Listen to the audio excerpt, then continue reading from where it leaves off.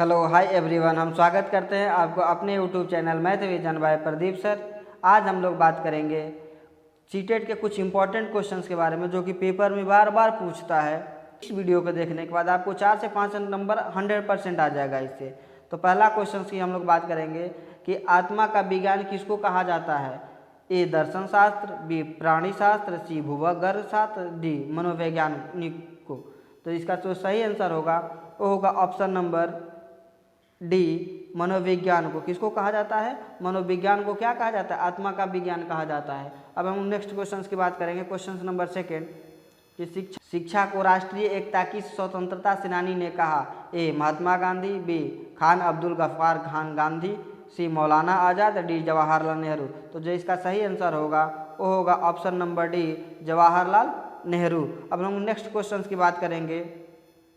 Question number third कि खेल प्रणाली के जन्मदाता हैं। ए फ्रोवेल, बी टर्मन तथा मिलर, सी जीन पियाजे, डी वाइगोस्की। तो जो इसका सही आंसर होगा वो होगा ऑप्शन नंबर ए, फ्रोवेल महोदय ने किया था।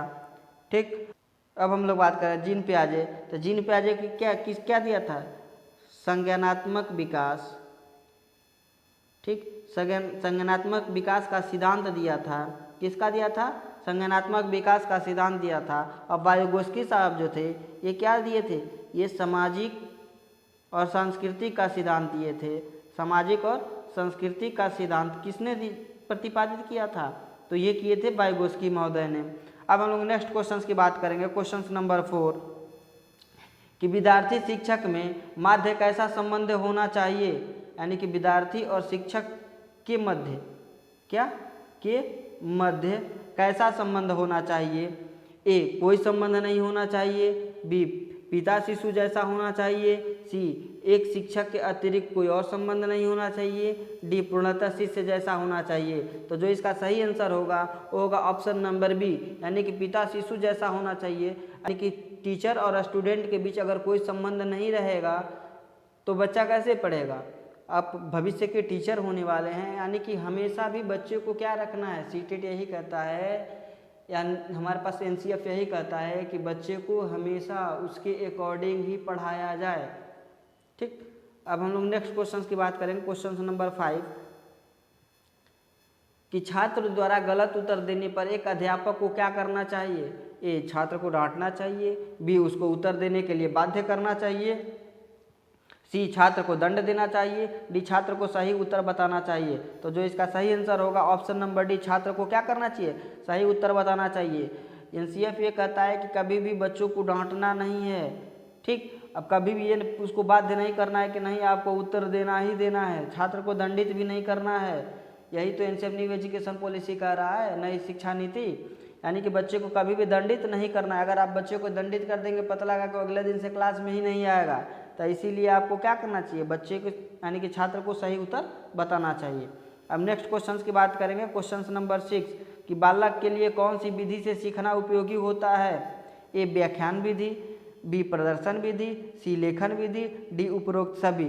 तो जो इसका सही आंसर होगा वो होगा ऑप्शन नंबर बी, प्रदर्शन विधि। प्रदर्शन विधि का मतलब बच्चों को दिखाइए। अगर छोटा बच्चा है उसको दिखाएंगे, अगर 1 2 पढ़ाना है तो उसको हम दिखाएंगे कि कोई ऑब्जेक्ट लेकर कि ये देखो एक है, इसको हम लोग क्या बोलेंगे? एक। अगर हमारे पास क्या उसी वस्तु को 2 ले लिया और दिखाएगा कि देखो क्या है 2, तो उसमें बच्चे में क्या होगी? अगर एक कोई है तो इसको हम लोग 1 बोलते हैं। धीरे धीरे उसकी क्या कहते हैं? प्रदर्शन विधि। यानी कि दिखा करके जो पढ़ाया जाता है उसी को हम लोग क्या बोलते हैं? प्रदर्शन विधि बोलते हैं। ठीक, व्याख्यान विधि क्या होता है? केवल मुंह से बता दिए, छोटा बच्चा मुंह से क्या समझेगा उस चीज़ को। ठीक, लेखन विधि लिख करके बता देंगे, बच्चे को पढ़ने ही नहीं आएगा। तो इसीलिए हम लोग क्या बोलते हैं? इसको प्रदर्शन विधि से बच्चे को पढ़ाना चाहिए। अब हम लोग नेक्स्ट क्वेश्चन की बात करेंगे। क्वेश्चन नंबर 7 कि बच्चे के पूर्व विचारों में नए विचार का समावेशन हो जाने को कहा जाता है। ए समायोजन, बी उत्तर समायोजन, सी निर्माण, डी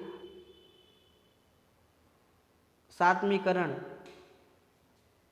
तो जिसका जो सही आंसर होगा वो होगा ऑप्शन नंबर डी, सात्मीकरण। आत्मसात्मीकरण इसको बोलते हैं। यानी कि क्या हो जाता है। अब नेक्स्ट क्वेश्चन की बात करेंगे। क्वेश्चन नंबर 8 कि वाइगोस्की ने बालक के विकास हेतु निम्न में से महत्वपूर्ण योगदान वाइगोत्स्की ने बालक के विकास हेतु निम्न में से महत्वपूर्ण योगदान निम्न में से किसका बताया, किसका बताया, यानी कि सबसे महत्वपूर्ण योगदान किसका है? ए समाज का, बी छात्रावास का, सी विद्यालय का, डी घर का।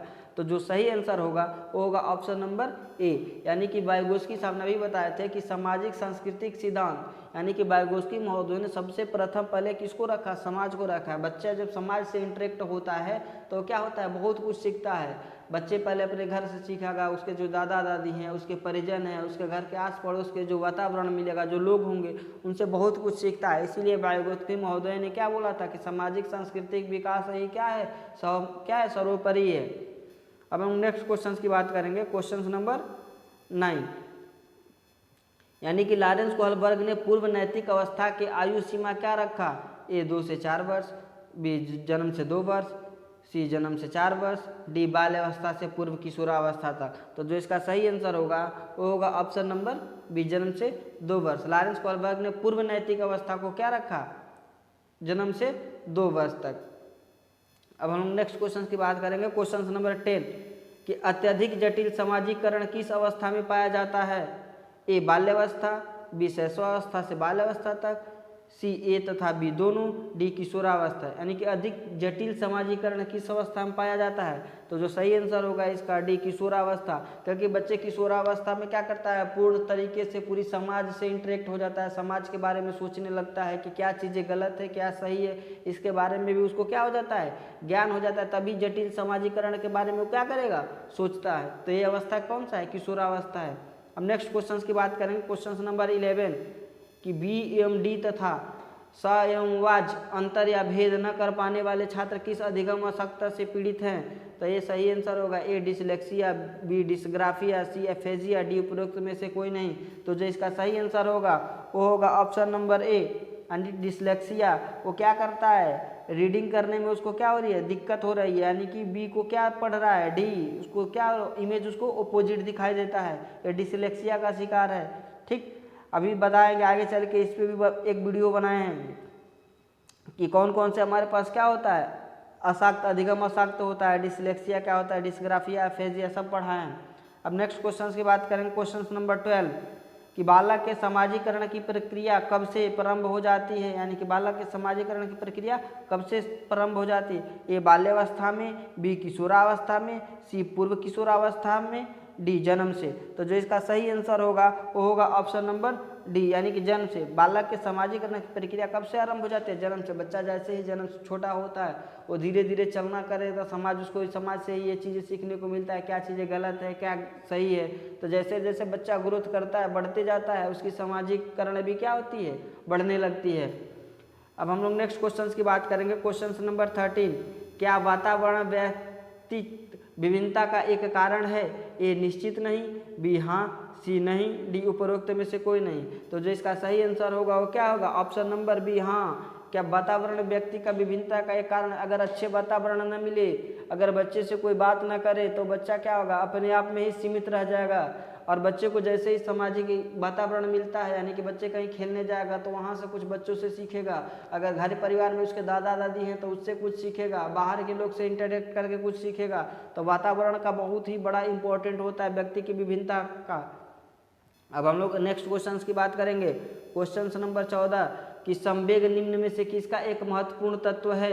ए विश्लेषण का, बी समस्या का, सी ए तथा बी दोनों, डी उपरोक्त में से कोई नहीं। तो जो इसका सही आंसर होगा वो क्या होगा? विश्लेषण। संवेग का मतलब होता है किसी चीज़ के बारे में जानना। महत्वपूर्ण तत्व क्या है? तो उसका क्या करेगा? विश्लेषण करेगा। हम नेक्स्ट क्वेश्चन की बात करेंगे, क्वेश्चन नंबर 15, कि स्वतंत्र शब्द साहचर्य परीक्षण विधि के प्रतिपादक हैं? डी एरबोर्न, बी सिरोकिन, सी फ्रांसिस गाल्टन, डी एस्पियरमैन। तो जो इसका सही आंसर होगा वो होगा ऑप्शन नंबर ए। क्या होगा? Option number A, D airborne. आप सभी से रिक्वेस्ट है कि अगर आप अभी तक हमारे चैनल को लाइक शेयर और सब्सक्राइब नहीं किए हैं तो प्लीज़ हमारे चैनल को लाइक शेयर और सब्सक्राइब जरूर कीजिए।